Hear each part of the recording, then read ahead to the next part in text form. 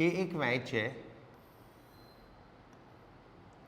इसके ऊपर एक ब्लॉक है that is of 10 kg, coefficient of friction है 0.5, this angle is 45 degree and यहाँ पे एक फोर्स है F which is unknown.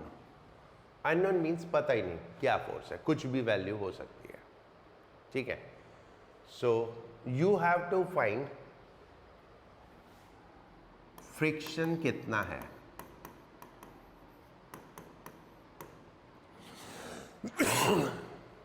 You have to find friction कितना है, ठीक है। करो एक बार।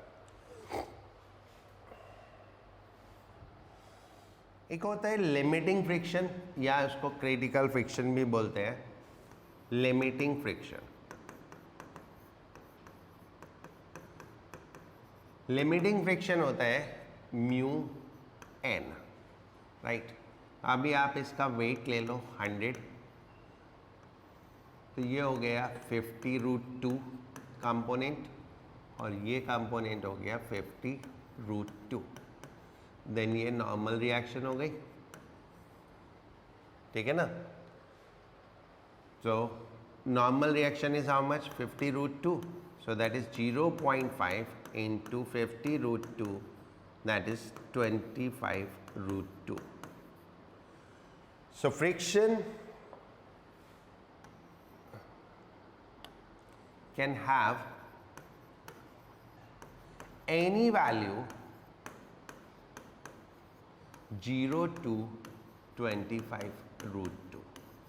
फ्रिक्शन की कुछ भी वैल्यू हो सकती है 0 to 25√2, right. And what about direction? Direction भी कुछ भी हो सकती है, डाउनवर्ड भी अपवर्ड भी। ये डिपेंड करेगा what is the value of force. Okay, now I tell you, F is equal to 50√2, exactly F अगर 50√2 है, so then the block is in equilibrium, क्योंकि ये 50√2 हो गई, ये भी 50√2 हो गई, ठीक है। तो block will be at rest and friction is 0, friction will B 0, correct. If F is less than 50√2, if F is less than 50√2, then block will try to come down, block नीचे आने की कोशिश करेगा, then friction not equal to 0, upward। if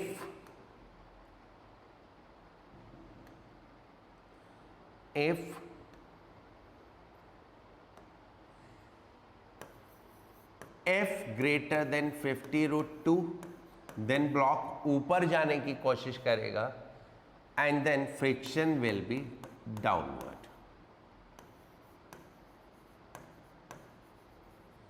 friction will be downward.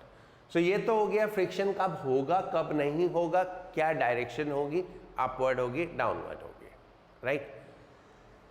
Now friction की value कब कितनी होगी, ठीक है। तो कोई भी एक केस ले लो, देन कैलकुलेट कर लो, ठीक है।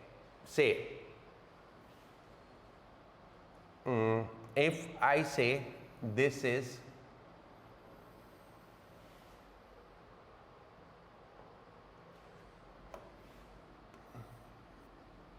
60√2, ये 60√2 है। सो नाउ अब आप इसको इसके साथ देखो, तो ये ऊपर जाने की कोशिश करेगा, ऊपर जाने की कोशिश करेगा तो फ्रिक्शन नीचे हो जाएगा, फ्रिक्शन नीचे हो जाएगा, right. Minimum force needed to move the block upward कितनी होगी? Minimum force needed to move block upward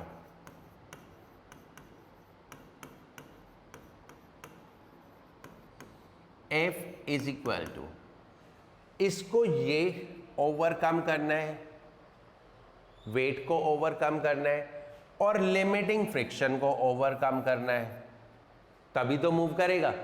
up to limiting friction तो ऑब्जेक्ट मूव कर ही नहीं सकता, तो इसको ये वेट भी ओवरकम करना है और लिमिटिंग फ्रिक्शन भी ओवरकम करना है। तो कितना हो गया, 50√2 plus 25√2, that is 75√2 force is needed to move the block up. Minimum force चाहिए ब्लॉक को ऊपर मूव कराने के लिए, but because my force is 60√2, so it will not move, right?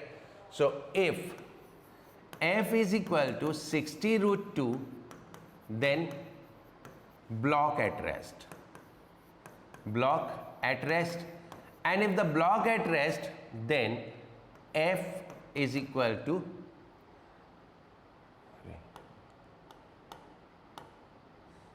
60√2 is equal to this 50√2 plus friction. तो friction कितना हो गया, 10√2, 10√2 डाउनवर्ड।